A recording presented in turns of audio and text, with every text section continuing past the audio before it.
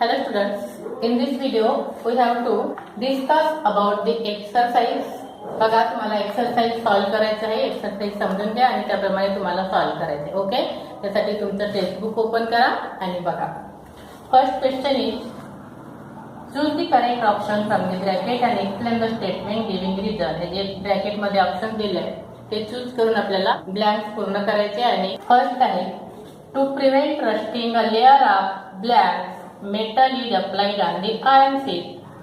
So इथे काही zinc metal. Okay, नंतर the conversion of ferrous sulfate to ferric sulfate is reaction. कुठली reaction? Oxidation reaction. When electric current is passed through the acidulated water, then electrolysis of water takes place. नंतर fourth आहे addition of aqueous solution of zinc sulfate to aqueous solution of barium chloride is an example of double displacement reaction. Okay, now next question, write the answer to the following. What is the reaction called when oxidation and reduction take place simultaneously? Explain with one example. हे तुम्हाला notes मध्ये आलेलं आहे.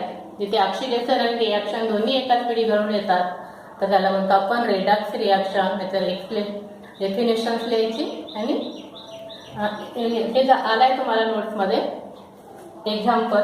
Okay, notes मध्ये आलं असेल एखादा question तर परत डबल लिहायची गरज नाही. नंतर how can the rate of chemical reaction namely decomposition of hydrogen peroxide be increase. Hydrogen पेरॉक्साइडचं डिकम्पोजिशन, हायड्रोजन पेरॉक्साइडचा फॉर्म्युला H2O2. तर डिकम्पोजिशन होतं म्हणजे काय होतं H2O + O. ओके, तर decomposition of hydrogen chloride hydrogen peroxide takes place by adding MnO2 powder. Highlight इथे decomposition of hydrogen peroxide takes place by adding manganese dioxide in it. Okay, the MnO2 work as a catalyst. Okay, now next explain the term reactant and product giving examples. आता माहित आहे आपल्याला, आपण chemical reaction शिकलो त्यामध्ये the substance which take part in the chemical reaction called as reactant. For example, C plus O2 forms CO2. This substance which take part in the chemical reaction called as reactant, and the new substance form is called product. याप्रमाणे example तुम्ही कुठले लिहू शकता. Now next explain the similarity and difference in two events, namely adding NaOH in water adding CaO2 water. जसं water मध्ये NaOH add केलं म्हणजे NaOH sodium hydroxide plus water, this form aqueous solution of NaOH plus heat. And AO by adding water to CaO calcium oxide plus water for CaOH by 2 calcium hydroxide aqueous water मध्ये आहे म्हणजे water मध्ये solution म्हणून aqueous plus heat. Now तुम्हाला काय विचारलं आहे, write the similarity and difference between two reaction. इथे दोन्ही रिएक्शन मध्ये हीट रिलीज होते आहे. So these are the exothermic reaction. त्याच्यात similarity here the product for NaOH aqueous is a concentrated solution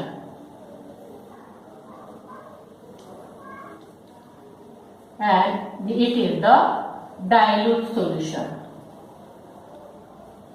म्हणजे तुम्हाला what is the similarities and difference between these two reactions? In both these reactions, heat is released out. These are exothermic reaction, and here product form NaOH is a concentrated solution in the second reaction. solution of calcium hydroxide is a dilute solution. Okay. Now third question. Explain the following terms with example: endothermic reaction, combination reaction, balanced equation and displacement reaction. या सगळ्या तुम्हाला notes मध्ये दिलेले आहे, परत लिहायची गरज नाही. नंतर fourth, give scientific reason. When the gas from unheating limestone is passed through the freshly prepared lime water, the lime water turns milky. When the limestone is heating, then the carbon dioxide gas is produced. And when carbon dioxide gas produced to lime water, then lime water turns milky. Okay? अशा प्रकारे त्याचं reason द्यायचं. नंतर second, it takes a time for fishes of Shahwat types to disappear in HCl, but its powder disappears rapidly because the rate of reaction depends on the size of the particle. In powder form, the size of the particle is less, so rate of reaction is high. That's why the powder disappears rapidly. Okay. Nantar third, while preparing dilute sulfuric acid from concentrated sulfuric acid in a laboratory, concentrated sulfuric acid is added slowly to water with constant stirring. बघा, तुम्हाला सांगितलं होतं concentrated solution असेल कुठलंही H2SO4 चं, तर त्याला dilute करताना आधी वॉटर एखाद्या बीकर मध्ये घ्यायचं आणि त्यामध्ये स्लोली कॉन्सन्ट्रेटेड सल्फ्युरिक ऍसिड घालायचं असतो त्याच्यामध्ये. बिकॉज स्लोली घातलं नाही तर हा कॉन्सन्ट्रेटेड असतो, इथे हीट प्रोड्यूस होते. By adding acid into water heat is produced. आपण एकदम टाकली जोरात ऍसिड तर तिथे जोरात फडका होईल, ते पाणी उकळायला लागतं. म्हणून एक एक ड्रॉप बाय ड्रॉप ऍसिड घालून त्याला कंटिन्युअसली स्टिरिंग करत राहावं लागतं. याला लक्षात.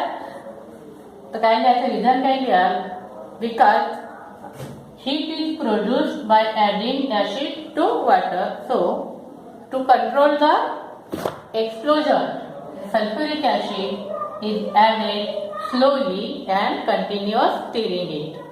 Nantar D. It is recommended to use airtight container for storing oil for long time because in the presence of air, oxidation of oil takes place and that becomes rancid. So, to prevent the rancidity of oil, it is necessary to store it in the airtight container. Okay. Now, fifth question, diagram दिले तुम्हाला. Write down the chemical reaction with explanation. आता मी जे rusting तुम्हाला explain केलं होतं मागच्या व्हिडिओमध्ये, तेच एक्सप्लेनेशन या पेजवर दिलं आहे. रस्टिंग ऑफ आयर्न, त्याचं हे डायग्राम साईज दिला आहे, तेच लिहायचे तुम्हाला. हा मेटल सरफेस दिलाय, ते आयर्न सरफेस, त्याचं ॲनोड आणि कॅथोड दोन पार्ट झाले आणि त्याच्यात आपण केमिकल रिॲक्शन ते लिहिल्या होत्या त्या तिथे दिलेल्या आहे. ते थोडक्यात इन शॉर्ट तुम्ही लिहू शकता त्याच्या मदतीने. ओके. आता सिक्स्थ क्वेश्चन बघा. Identify from following reactions the reactants that undergoes oxidation or reduction. त्यात मी रिॲक्शन्स लिहिले आहे, केमिकल रिॲक्शन. त्या रिॲक्शन मध्ये जे रिॲक्टंट्स आहे त्यापैकी कोणाचं ऑक्सिडेशन होतं आणि कोणाचं रिडक्शन होतं ते ओळखायचं आहे. The reactants undergoes oxidation or reduction. Here Fe+S, iron plus sulfur forms iron sulfide. Here Fe undergoes oxidation and sulfur undergoes reduction. असं तुम्हाला लिहायचं आहे. Now next, Ag2O, silver oxide is a reactant. Here removal of oxygen takes place. Reaction वरून आपल्याला ओळखायचे ते oxygen release झाला म्हणजे तिथे काय झालं, reduction. Silver oxide undergoes reduction. Okay. Now Mg+O2 forms MgO. Here magnesium combines with oxygen and from magnesium oxide, that means oxidation of magnesium. Here reduction of Ag2O है ना. Now next nickel oxide NiO plus hydrogen H2 forms nickel plus H2O. Here nickel oxide lose oxygen, so reduction of nickel oxide takes place and hydrogen combines with oxygen and form H2O. That means oxidation of hydrogen takes place. Okay, this is the redox reaction. Here oxidation and reduction takes place simultaneously. याच्या अगोदर पण आपण हे example बघितलं होतं previous video मध्ये. अशा प्रकारे या सर्व केमिकल रिएक्शन मध्ये रिएक्टंट ऑक्सिडेशन होतं की रिडक्शन होतं ते लिहायचं आहे. ओके, नाव नेक्स्ट आहे 7th आहे तुमच्या टेक्स्टबुक मध्ये 7th क्वेश्चन आहे बघा. Balance the following equations step 5. त्यामध्ये आपण 2 इक्वेशन घेतले आहे आणि उरलेले 2 इक्वेशन तुम्हाला करायचे कारण प्रॅक्टिस तुम्हाला करायचे. Okay, now next identify the endothermic and exothermic reaction of the easy question आहे हा. त्याच्यात दिलेल्या रिएक्शन्स आहेत त्यावरून आपल्याला नुसत्या ऑब्झर्वेशनने कुठली एंडोथर्मिक आहे आणि कुठली एक्झोथर्मिक आहे ते ओळखता येतं. बघा पहिल्या रिएक्शन मध्ये HCl plus NaOH forms NaCl plus H2O plus heat. Here heat is released out, so that means it is exothermic reaction. Heat release होते है ना. Now next 5KClO3. Here heat is supplied and forms KCl plus O2. Here heat is supplied, so it is endothermic. Here heat is supplied, so it is endothermic. Here heat is released, so it is exothermic. याप्रमाणे. Okay, here calcium oxide plus H2O form calcium hydroxide plus heat. That means it is exothermic. Here heat is supplied, so it is endothermic. Okay. Now next match the column. बघा reactants, products आणि type of chemical reactions 3 column दिले आहे. त्यापैकी आपल्याला व्यवस्थित match करायचं आहे. Reactant कोणतं, प्रोडक्ट कोणतं आणि ते टाइप कोणते त्या रिएक्शनचं. जसं BaCl2 प्लस ZnSO4 याच्यापासून कोणतं प्रोडक्ट फॉर्म होईल बघा. तुम्हाला बाय ऑब्झर्वेशन हे कळतं. BaCl2 reacts with ZnSO4 and form BaSO4. Barium Zn च्या जागी जाऊन बसतो आणि BaSO4 फॉर्म होतो आणि Zn Ba च्या जागी येऊन बसतो आणि इथे ZnCl2 फॉर्म होत आहे ना प्रोडक्ट. तर इथे BaSO4 प्लस ZnCl2 हा प्रोडक्ट मिळेल आणि इथे दोघांचं डिस्प्लेसमेंट झालं Baचं बेरियम आणि झिंकचं आहे ना. म्हणून ही डबल डिस्प्लेसमेंट रिएक्शन. याचा प्रोडक्ट होईल हा आणि ही होईल डबल डिस्प्लेसमेंट रिएक्शन. बघा याप्रमाणे तुम्हाला एका लाईन मध्ये पेअर्स मध्ये त्याचे लिहायचे आहे. ओके, नंतर AgCl सॉलिड फॉर्म्स हा सिंगल प्रोडक्ट आहे आणि त्याचे डिकम्पोजिशन होतं and forms AgS plus Cl2. That means the product of this reactant will be Ag plus Cl2. Single reactant and forms 2 products. So that means it is called decomposition reaction. This is the this will be decomposition reaction. Okay. Now next CuSO4 plus Fe forms CuSO4 plus Fe forms FeSO4. Fe more reactive than Cu, so Fe displaced Cu.